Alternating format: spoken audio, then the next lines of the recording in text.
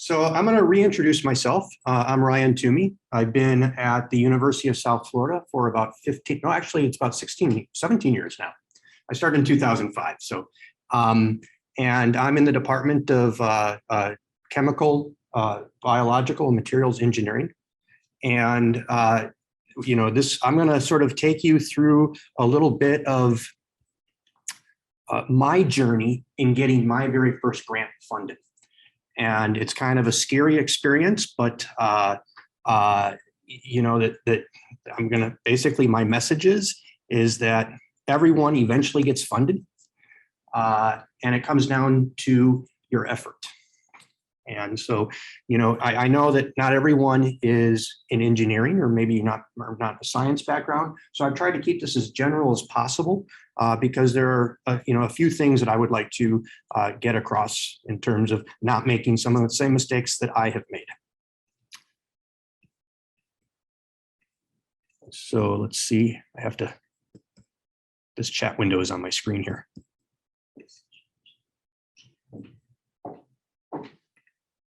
These things keep popping up. Okay, so again, I started at USF in January of 2005, and important in our tenure is that we have to start applying for grants right away. And so I was primarily interested in the National Science Foundation. And the National Science Foundation is the largest provider of grants across all of the disciplines. They can't see your presentation. Switch that video. Oh, they can't see it? Can you guys not see the presentation? I can see it. Okay. Oh, you're not seeing it up here. Yeah, But no, you can- yeah, I didn't know if I was supposed to see it back here. No, that's It's okay. a little bit easier. It's okay. Okay. All right. Sorry about that. All right. So again, the National Science Foundation is the primary funder of a large range of research, anywhere from science to social sciences. And for me, it's basically the main place that I get funded through. So I've been pretty much continuously funded through the National Science Foundation since I've started here. I currently have money from them from what they call the STTR, which is a small business incubator type money. And so when I started in January of 2005, my very first decision was, do I go for an unsolicited NSF award or do I go for a career award? And there are some differences between them. An unsolicited award is for 3 years. A career award is for 5 years. The other thing is that an unsolicited award, you're competing against everybody. So you're competing against senior researchers as well. For a career award, you're only competing against other new researchers, generally people that do not have tenure yet. The career award is limited. Again, it's limited, and you have 3 attempts. Sometimes people feel as though they're not ready to do it in their first year. And so sometimes it's common for people to wait for year 2 or year 3 to get started, but you don't want to wait too late because again, you only have 3 attempts and you're only limited for applying for a career award for a certain number of years. And again, just to reiterate that the unsolicited award, the unsolicited award is that this is the principal type of funding mechanism at USF. And again, all applicants are competing for this. There's less competition for the career award in that only junior researchers can apply for this, and they're much more prestigious for early career people. And so while there are going to be differences in how you approach writing a career award versus that of an unsolicited award, both types of proposals are evaluated on the same main 2 criteria. And the first one is what is known as the intellectual merit criterion. And this encompasses the potential to advance knowledge. The second one is broader impacts, and broader impacts is the criterion that encompasses the potential to benefit society and to contribute to the achievement of specific desired societal outcomes. And it's a little nebulous to really understand what intellectual merit and what broader impacts means. There are all sorts of places on the internet that you can go to try to understand what they are. NSF has also provided a number of statements on what these mean.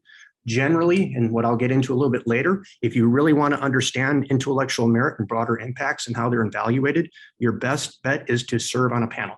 And so how do you serve on a panel? You have to contact a program manager that's in your area and say that you want to serve on a panel. And it's only when you go through the review process do you start to understand what is intellectual merit and what are the broader impacts. And the thing that's very important for a career award is that a career award is the integration of research and education. And so sometimes a mistake is to concentrate too much on the research and not to incorporate the educational part. But they should really be written together in the proposal. And so what were the initial steps that I went through after I arrived here?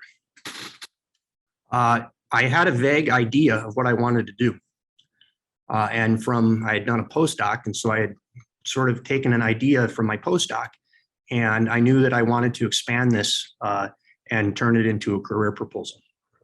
And so right after I had gotten here, between January to March of 2005, I sort of put together a skeleton draft of the proposal. And this skeleton draft then became the blueprint for the research activity in my group. And so what I want to do is right away, I wanted to focus my group on trying to get the necessary, what I thought was the preliminary data to make this a strong proposal. But I say that with a caveat that preliminary data is not always a necessary requirement. But sometimes it can overcome a common review statement that this work cannot be done. And so then once I sort of put the skeleton together, I sort of came up with a one-page white paper. And I sent this white page paper to 2 potential program managers at NSF for the programs in which I could submit. And I tried to contact both of the program managers. And, and one of the first things that I learned is that contacting and getting a hold of program managers is not always so easy. Some are much, much better at getting back to you. And others will take their time. And don't be discouraged if a program manager does not get back to you right away. It's always a good idea to send them a reminder about a week later if they've not gotten back to you that you would like to talk to them, and they will get back to you. Again, it just sometimes can be a little more effort, but not all program managers are created equal. Some will get back to you right away. Others will take a while. And so what I did is I ended up talking to one of the program managers, and I asked the program manager all of the wrong questions, and he wasn't very helpful. And I'll sort of come back to what I mean by the wrong questions and what sort of questions that you should be asking program managers so that you can get the best sort of feedback from them. But when I did talk to this program manager, I decided that the proposal might be a better fit for another NSF area because one of the things that you have to do is you have to read the RFP and you have to understand what is being funded in that particular program. And one of the best ways to find out what is being funded in that program is to go through and define what's been recently funded. So you can go back for the last 3 or 4 years and you can find everything that has been funded in that program. Obviously, you don't want to write a proposal for something that's already been funded, but you don't want to be outside of their portfolio of what is being funded. Things that are important, at least for me, to pay attention to. If, let's say, modeling or computation is a necessary part of the proposal, you have to write that in there. And if you don't write that in there, you're not following the RFP and it may get returned without review, or it will not be funded at all because it doesn't actually fit the RFP. And so this is one thing that you want to do with your white paper is that you want to make certain that the program manager is going to say this fits what they're funding in that particular division. And you ask them outright. You ask them outright, you say, could this be something that was funded in your program? And they'll either say yes, or they'll say no. And if they say no, you ask, well, what can I do to rewrite this to have it be funded in your program? And they could tell you, or they might suggest another program for you to apply to. So that first thing I did was to talk to the program manager, and you can constantly engage a program manager. It's not like you just call them once and you can never call them again. If you have more questions, follow up. You can and usually the best way to do that is through email. Not all program managers like to be called, but you can send an email and you can always ask what is the best way to get a hold of you. And usually they'll say by email. So what was the second thing that I did? I also reached out to colleagues of mine that had their career proposals funded. And I asked them if I could look at them, and they said yes. And what I've learned from that experience, and what still holds true today, is that, everybody wants you to be successful. And so whenever somebody comes and asks me for one of my previous funded proposals, I always give it to them. And most people are like that. I know that some may be concerned that they don't want to show proposals because they don't want their ideas getting out. That's the actual minority. Most people are more than willing to share their proposals. And so I think I had maybe about 3 or 4 career proposals. And I found one that I really liked. And I ended up using that as a blueprint. And what do I mean by using that as a blueprint? I studied how it was structured. I studied the titles, the headings. And what I did is I basically took all the headings out and I took the structure out and then I repopulated it with my own words. And that actually turned out to be really good for me. And I highly recommend doing that if you find something that you really like. So during this process, I think it took about a month, and I said that I wanted to contact 2 program managers. I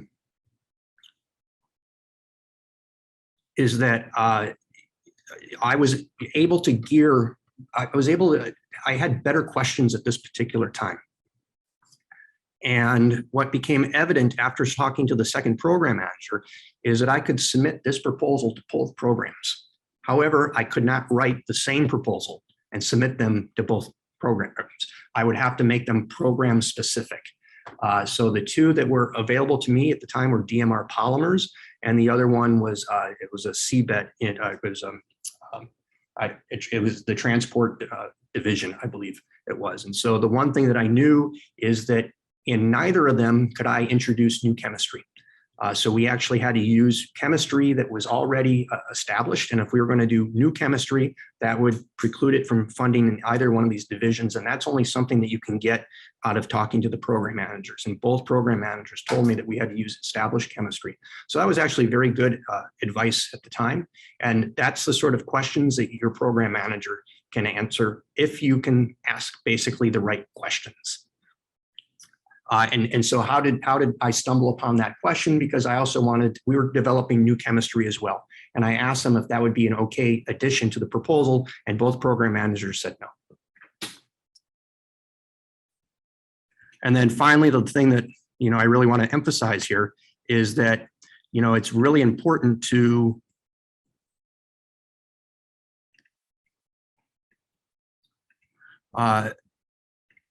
look at what has been funded in each program. Again, that's important because you don't want to be outside of what's been funded. And at the same time, you don't want to be duplicating what's been funded either. Program managers like to fund a certain amount of each sort of activity. They call it a portfolio. And they don't like to be too weighted in any one area. And that's a very fair question to ask a program manager. If you go through their portfolio and you see, let's say 17 proposals that had been funded in a very certain thing, ask them if they're interested in still funding something like that. And most program managers will be honest with you. And then you can also look up success rates. Not all programs have the same success rates. And in fact, it was looking at the success rates between these 2 different programs that I was talking about that I wanted to apply to that actually informed my decision then to apply for DMR polymers because it had a higher success rate.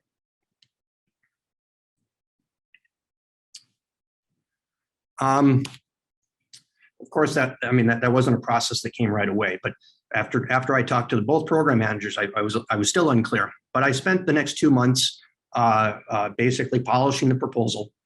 And as part of the career at the time, you had to have support letters, and that still may or may not be a requirement. And so I remember it was about 1 week before the deadline that I finally committed to DMR polymers. DMR polymers awarded 3 to 4 career awards per year versus the other area, which was only 2 to 3. In hindsight, that was the best decision I could have made because the year that I ended up getting it, I think DMR polymers gave out 5 awards whereas the CBET, the other one gave out like 2 awards. And so how do you find these success rates? They're published through NSF. Okay, what was my very first mistake I made in submitting the proposal? I submitted it on the day of the deadline. And the proposal was submitted 5 minutes before the deadline due to a glitch with properly converting the document to PDF. That was one of the most stressful couple hours. And I remember that day very clearly. And so one thing is that when you upload your proposal into NSF, it goes through a PDF check. And if it's not in compliance, it will not take it. And that is something that happens still to today. And so I highly, highly, highly recommend not uploading it on the day that it's due, but always at least 1 day before it's due. And I know that's sometimes difficult, but at least, you know, you can have something in there that if in case there is a problem on the day that it's due, that you have a proposal that's in the system, ready to go. And so after that, and I had a little wind down period, I was very happy and I was very confident of success. Until a couple days later. A few days after submitting, I got an email from the program manager or the program director informing me that I did not follow directions with regards to the budget and the support letters. And this is something that goes back to questions that I failed to ask. One thing that you should always ask the program manager is that is the budget that you're submitting in line with what the program is funding. So for unsolicited, right? I mean, let's say if you submit an unsolicited proposal for $650,000, but they're not funding them above $500,000. That is really, really important information to know. And you need to bring that up with the program manager. And the other thing that I did not do, because I didn't read the RFP carefully enough, is that I did not follow directions with regards to the support letters.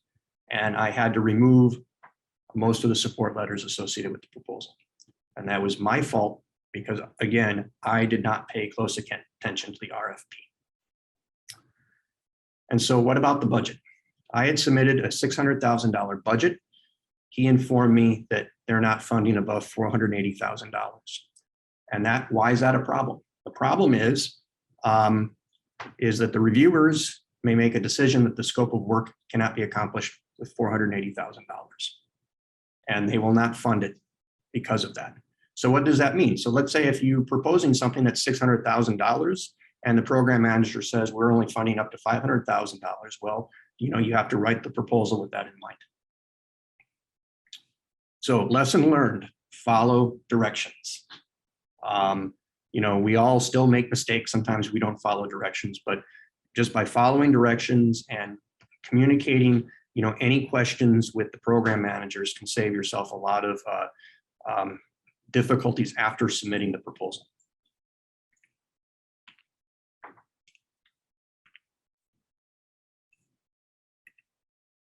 So about 6 months later, I got my rejection notice. And that's never fun. They usually come on a Friday night or a Saturday night.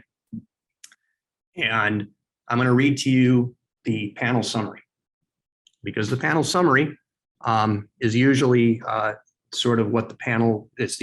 So how does this work? So generally speaking, you're going to have 3 or 4 reviewers that will give you individual reviews. And then it will get discussed in front of a panel, and the panel will take into consideration each of the individual reviews and may add extra review, or they just take the panel or the individual reviews and sort of combine them into a summary. And here was my summary. This is a well thought out and written proposal involving the synthesis of cross-linked copolymer hydrogels varying in cross-linked. So they sort of repeat a little bit of what, or they summarize what was in my proposal. I highlight the last sentence. This work lacks innovation as it needs clear differentiation with similar earlier work of others. That is the key statement in here. And sitting here, when I went through and I read the individual reviews and I read the panel summary, I thought, boy, this is really unfair. This is really unfair because I am not repeating what others have done.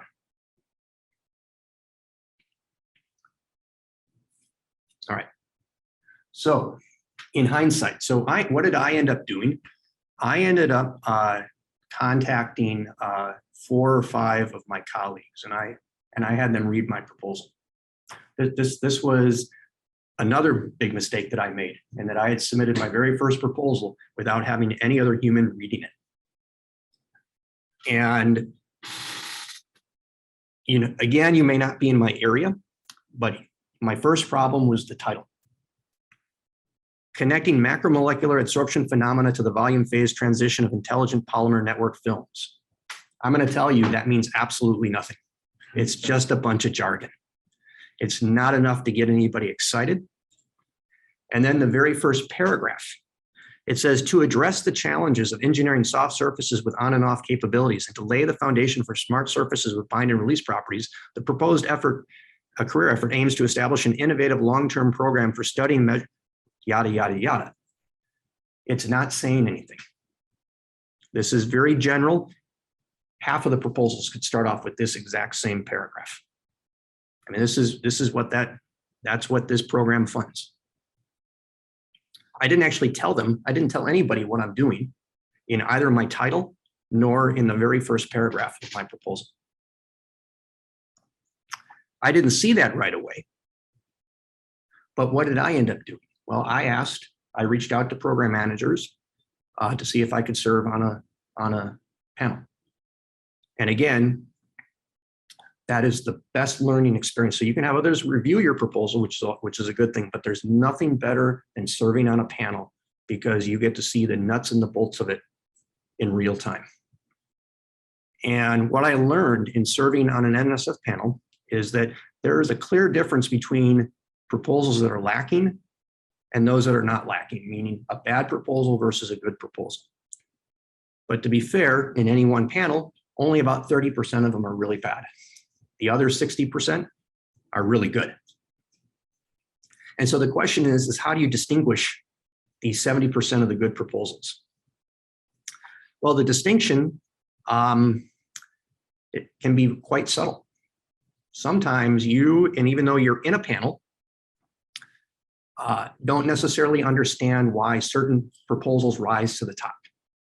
But I will tell you that every proposal that rises to the top is worthy of getting funded. And it's a group decision.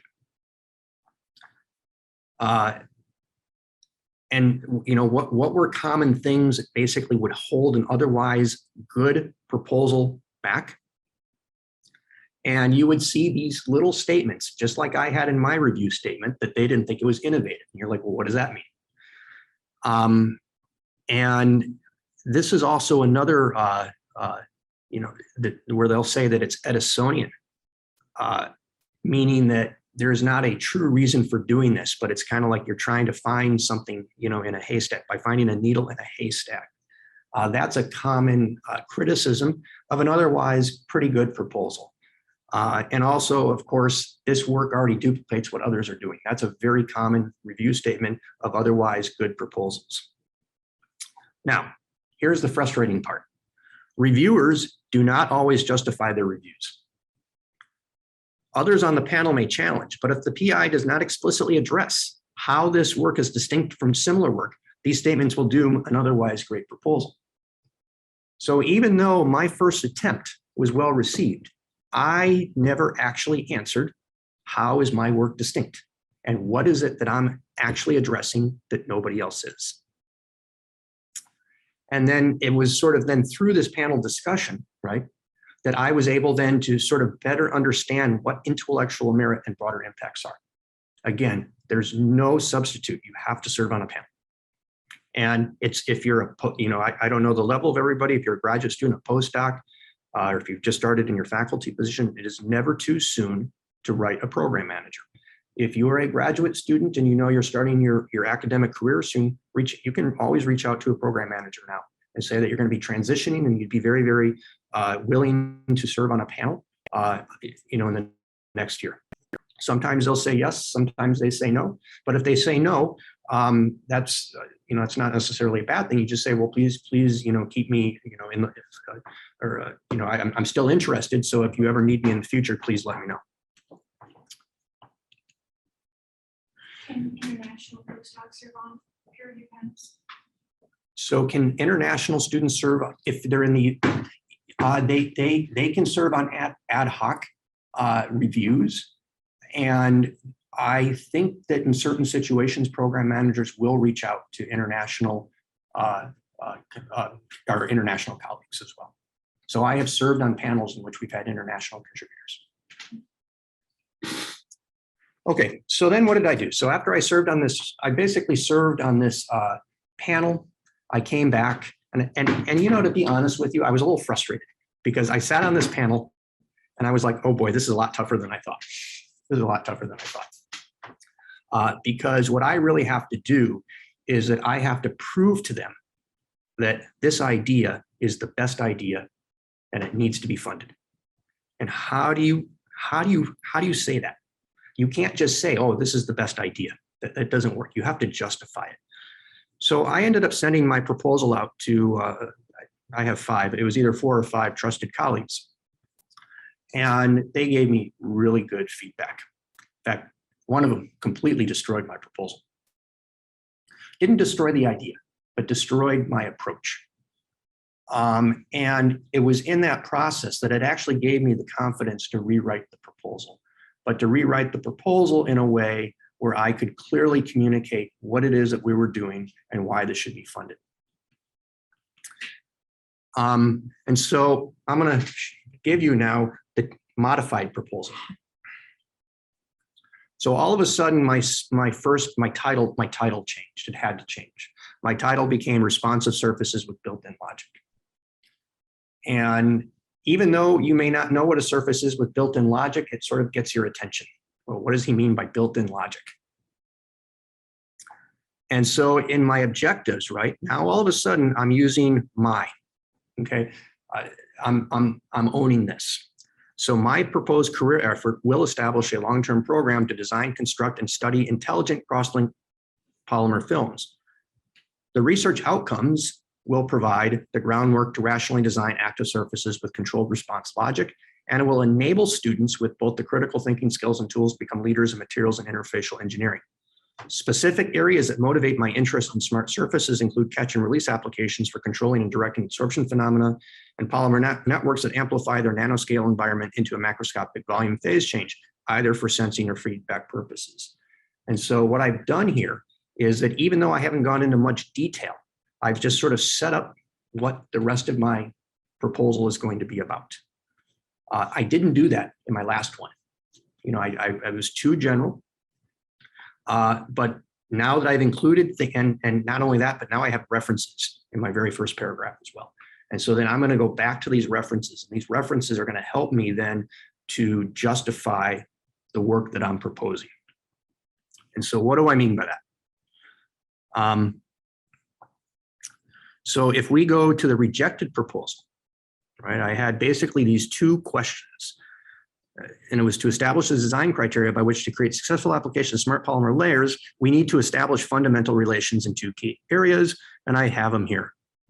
How is the volume phase transition in confined polymer networks related to the compositional and structural makeup of the film? Question mark. And 2, how are binding affinity absorption phenomena related to the volume phase transition behavior? Question mark. Again, this is not motivating the project. I thought this was motivation. If I would read a proposal with these 2 statements, I'd be like, huh? Well, that's been done. Well, a lot of it, you know, because there's a lot of work in this area. And I didn't specifically say what it is that we're going to be doing that is necessary to help move the field forward. I thought I had, but that's where the external reviewers came into play, and they helped me with it, or my colleagues came into play. So how did I change that? Well, I'm not going to read all of this. It's sort of in the yellow here. But basically, you know, oh, let's see if I can't, do I have a laser pointer here? I don't think so. There's not a laser pointer associated with Zoom. Oh, right. Here we go. I don't want to do annotate. I want to do the spotlight. All right. So what I did here is that in now my second paragraph, I'm going to start getting into the meat of what has been done and how this is different and why this is necessary. And so right away, I go, several publications have appeared over the last 15 years. Sorry about this. I'm looking for, this spotlight's not working the way I expect it to. I don't know why. But you're using the literature to demonstrate. Yeah, so yeah. Well, I'm trying to spotlight this here with the laser, and it's not working. So anyways, so I start off by saying several publications have appeared over the last 15 years. And then I get into this statement, despite this progress, however, there is limited understanding as to how surface attachment of the polymer chain influences its volume phase transition behavior. And then I sort of explain what I mean by that.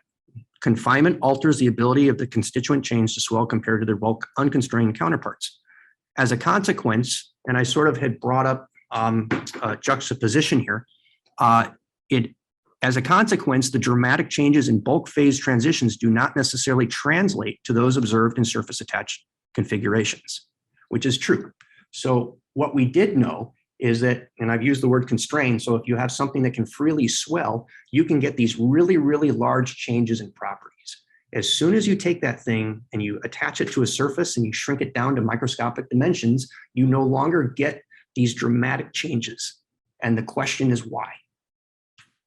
And that had not been addressed in the literature. And so my premise is that's why a lot of the applications fail, because these are not behaving in the way that we expect them to behave. So what we're going to do now is that we're going to go in and we're going to study this, and we're going to study that by, in a very, we sort of have a research plan, and we have a hypothesis. And our hypothesis is that the nature of the volume phase transition depends on, the chemical constituency of the polymers and its structural topology. However, there have been no studies that solidify this concept. And then I basically say, what are our studies? And I'm putting it out there. And that doesn't make this necessarily a fundable proposal, but what I'm doing is I'm now explaining to them exactly what it is that we're going to do, so that they know, so that they're not going to sit there in the panel and say, well, we don't really know what he's doing. Now, they might come back and they say, this is not worthwhile of study, but this is the only way to get your proposal funded. And so what did I do in this particular proposal that I hadn't done in the previous proposal is I've highlighted this in yellow here. And again, my mouse has disappeared. How do I make the chat window move? Oh, I need some help here. See, I got to go back to mouse. Select. It won't let me, I have to close that. Sorry, I'm having a technical difficulty here. Oh, yep. Look at all that red. Yeah, that's not what I want. Oh, there we go. Is that right? Mouse, please be mouse. Oh, there we go. Yay. Okay, got it back. Okay, so what did I do in the updated proposal? And I'll have that sort of highlighted here. I succinctly state the problem and how it ties to the field. I have a hypothesis that addresses the problem. I explain what makes our approach unique. One thing else that I did is I also say how this is going to help move the field forward. So it's less about me and it's more about, how we move, the technology and the science and the field, and how does this help those that are reviewing my proposal? Why do they want to read the papers associated with this? So that was my updated proposal, and this proposal ended up getting funded. So in summary, this is what I really want to emphasize is before you write your career proposal or any sort of proposal for the NSF, identify the NSF program, see what's been funded, look at the RFP. RFPs change, and what they fund will change over years. Write a white paper. What's a white paper? A half-page paper on your idea. Send it to the program manager, then ask if you can have time to speak with the program manager and to see if this is something that would fit into the program. You also want to discuss the budget. You want to make certain that your budget that you're going to be asking for is going to be in what they're funding. And you can also see what they're funding too, because if you look at what's recently been funded through the program, they'll have the budget amounts. If your budget's in that amount range, you're usually fine. But let's say let's say they're funding everything at $600,000 and you think you need $900,000, you have got to talk to the program manager to see if that's even doable. Tell the program manager that in that conversation that you want to serve on a panel. The third thing is follow directions. I know that doesn't seem all that exciting, but it's easy to not follow directions, especially as you get closer and closer to the deadline and you start to forget what you do. So make certain that you want to have your proposal at least written a couple of weeks before the actual deadline, so you don't fall into any of these mistakes that I've made. And use your colleagues for review and feedback. You might be at a university where they run ad hoc reviews or some sort of formal review process with career awards. I know that's become more and more common. You can rely on your colleagues, but what I found even more important was to send it out for the colleagues in my area. So I got funded in DMR polymers. So I sent it to my colleagues that had been funded in DMR polymers that were serving on review panels in DMR polymers. Question? Yeah, we have a question. So when you're working on one of these career proposals, which pronoun may be more impactful? Would it be an I or a we? Okay, there's very specific rules to that. Okay, so when you do your summary, so you have to do an overall summary, and then you have to do the intellectual merit, you have to do the broader impacts. They actually have instructions on what you can use. In that summary, you cannot use any personal pronouns. Within the text of your proposal, you can use individual pronouns. So if you have something that you want to do, and if you want to take ownership, you just say it. You say, I want, don't say we, because nobody knows what we is. You can say I or mine. There's nothing wrong with that. We have a follow-up. Yep. Follow-up to the best idea. How do you balance finding funding for the passion of a distinct, innovative research concept versus compromising the research concept to chase the money to fund a tangential area of the research? That's a really good question. How successful do you want to be? It's going to be a mix of the two, I think. You have to be innovative to get funding, but you have to make certain that that innovation falls into what's being funded. And it may be, so if you're interested in the National Science Foundation, it may actually be finding the right program that fits what you want to do. So I've heard this a lot. So chasing money is somewhat of a misnomer. Writing proposals that get funded, that's what you're after. Now with the NSF, once a proposal gets funded, you have a lot of flexibility for how the research goes. So usually the goal is to get it funded. And if you have that great idea, and it's maybe a little auxiliary to the research, you can still pursue that.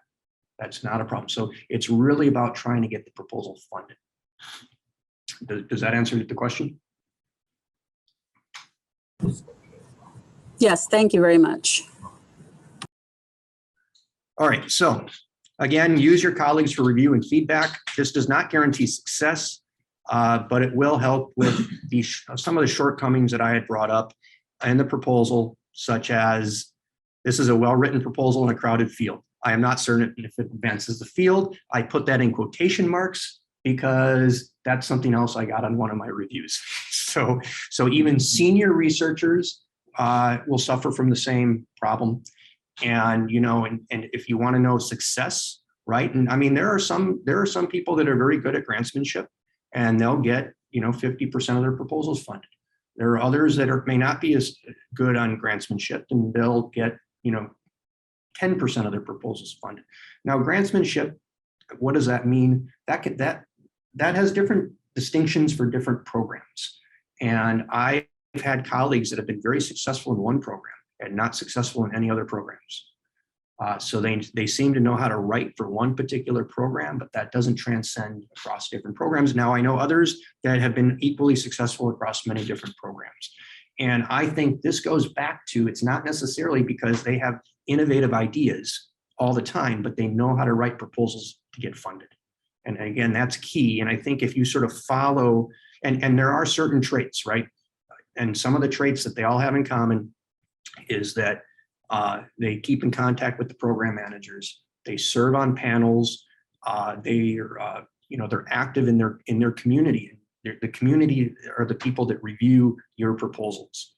And it's important that those people know you as well. So that is some of the, and how does that, how do you get known in your community? Well, that's different for each, discipline, but for us, right, it's going to conferences, it's making certain that people know who you are. Of course, it's going to be writing papers, but papers are, everyone writes papers, so that's not really the crux of it. It's you want to be known, and you want to be known amongst the people in your field that are going to be reviewing these. And sometimes, how do you get to know the people that are reviewing? You serve on panels, and you will see some of the same people over and over again. And and it's important that they know who you are. So that's the summary, or what I kind of wanted to say. So again, I just tried to keep it short, and what I thought were some of the mistakes that I had made, and what I think are to help guarantee success early on. I think that this is this advice hopefully is not just from me only, but I think it's what everybody should give you as well. I have a question. Yes. How do you diversify your funding portfolio so that you don't just have federal funding? Yeah. So I have primarily been funded by NSF. However, I have reached out and I'm getting a lot more company funding. And believe it or not, even though the company funding is much more, it's not as flexible as NSF funding, it has allowed me to develop new ideas to reach out for NSF for. So I was funded by a company like ConMed, and I was able to get that, or I was able to parlay that then into an NSF grant as well. And it depends on your discipline, right? But whether or not you can get into DOE and other sorts of things. So NSF is sort of that's the easiest. Because and with respect to the review process, I also think it's probably there's also NIH.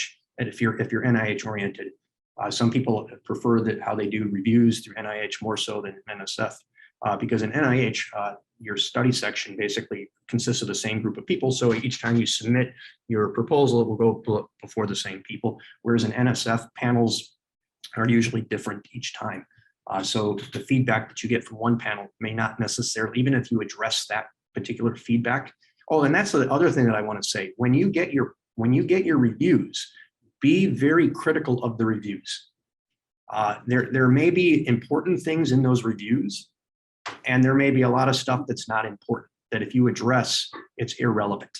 And so how do you know if you should address something or not? Sometimes you can follow up with the program manager, and the program manager will give you more understanding of basically what the reviews are, because you have to be very, very careful, because if you address necessarily what the exact reviews are, and when you submit that proposal again and you get a different panel, you might get a whole different set of reviews.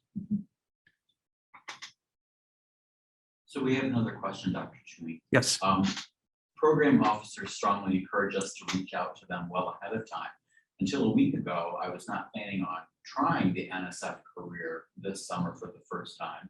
The deadline, in her opinion, is too short, but some colleagues convinced her and are encouraging her to give this a shot.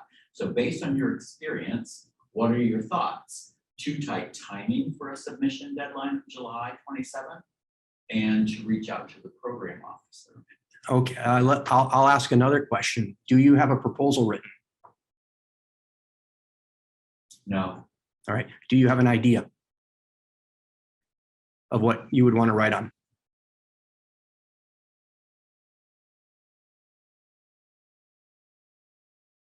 She says yes, but she's Okay. still backing it up. Yeah. So again, right, remember you have 3 attempts, and I would have said, if you have a proposal that's already written, yes, but it's a short time period, and you don't want to hurt your chances either. So not everybody submits in their first year. A lot of people wait until their second year because I think they're ready. I would not wait more than I would do my first submission either in my first or my second year. Some will wait for their third year, but I wouldn't do that. Oh, it's your fifth year. Do you know how long do you have? What's the window for submitting careers? This is from last year. Is it your last year? Well, if it's oh, you have 2 more years. Okay, so you have 3 altogether. Okay, so you remember you only have 3 attempts. I know it's tight, but it's not too tight. And so, what have you identified a program? Yeah. What I would do if I were you, I'd reach out to the program manager right away with your idea and to discuss your idea with him. And hopefully that will give you some clarity as to whether or not you should submit this year or not. Oh, BMAT. Yeah. Okay. Biomaterials. Yes. I know the program managers. They've changed a few times, but yeah, they should be pretty responsive to you.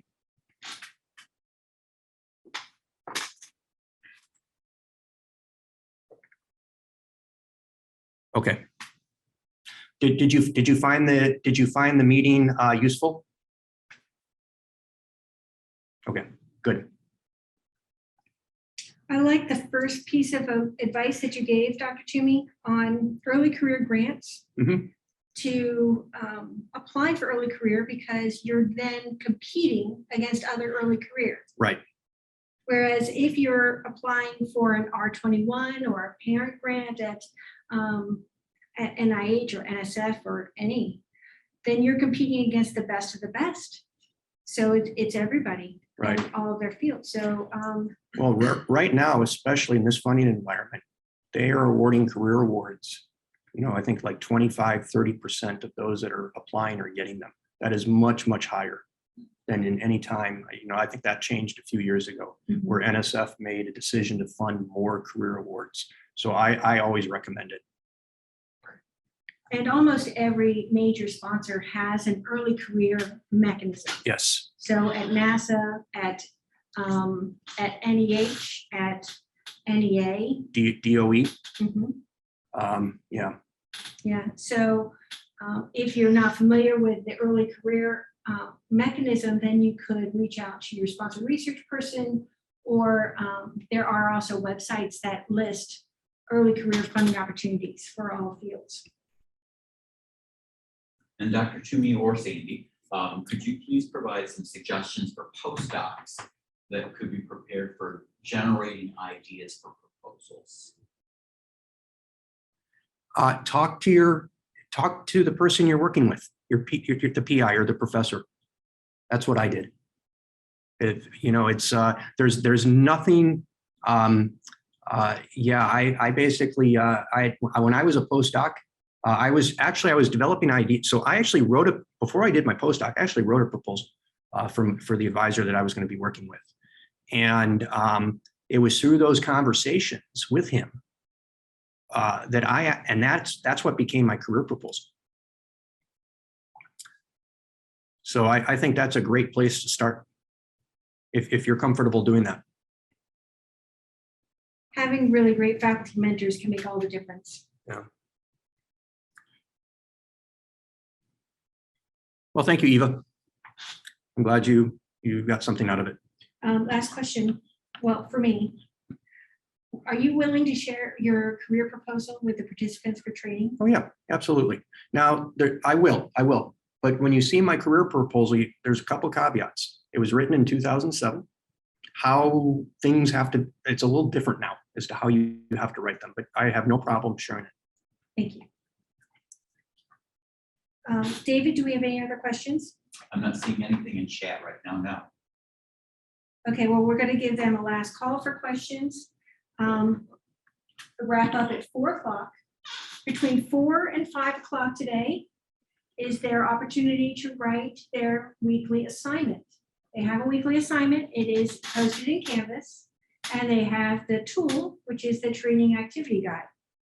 So before we adjourn for today, do we have any last minute questions? Yeah, so one of the questions, could you tell how to find the support letters? So at the time, your educational component had to have support letters. And when I solicited my support letters, I misunderstood what a support letter was. I thought a support letter is that you're getting a letter from the person that you're working with, and you can kind of let the person write whatever they want to write. And what they wrote is that they think this is a great proposal and they want to be a part of it. And that's not what a support letter is. A support letter is that I'm willing to support this proposal in this XYZ, doing XYZ. And that's all a support letter is. So you don't necessarily need support letters. It was just for the outreach that we were doing. We needed support letters so that saying that they would work with us on this. And that was my mistake I made. And now oftentimes in NSF grants and other grants that require support letters, they will put in the guidelines Yes, what you have to have in a support letter and what not to do. that's right. That's right. In fact, we had just submitted a proposal to NSF, and we had to follow the template. Mhm. Any other questions? Lindsay, thanks you for a very helpful presentation. You're welcome.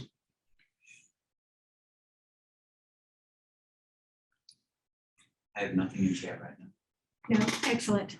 Dr. Toomey, is there any advice that you would give someone who is not in science and technology that wants to go for an early career grant? In NSF? No. Oh, I think the advice that was given is pretty general. I mean, it's the same thing if you want to, again, my experiences with DOE, but if you want to do a private, I've also applied to private foundations. Now, private foundations can be a little strange. Some of them encourage you to contact them. Others say that you cannot contact them as well. So I've been in both situations, and usually the decision-making process in a private foundation it's a black hole. You don't know how they've made decisions. But it's with any sort of government funding agency, right? There's always going to be some sort of program manager. You should always reach out to the program manager. You need to have a good understanding of what they fund, and in particular, not just what they fund, but again, this is where your goal is to write a proposal to get funded. And sometimes there's things that are not necessarily in the RFP. And that's what you get from talking to the program manager. Thank you very much. This was an incredibly informative and timely presentation. Now that we have thought through an early career grant, we have a better understanding of what peer reviewers are looking for, which is what we want to do. We want to write for our peer reviewers. Okay, well, enjoy your afternoon, everybody. Thank you for your attention. Thank you, Dr. Toomey.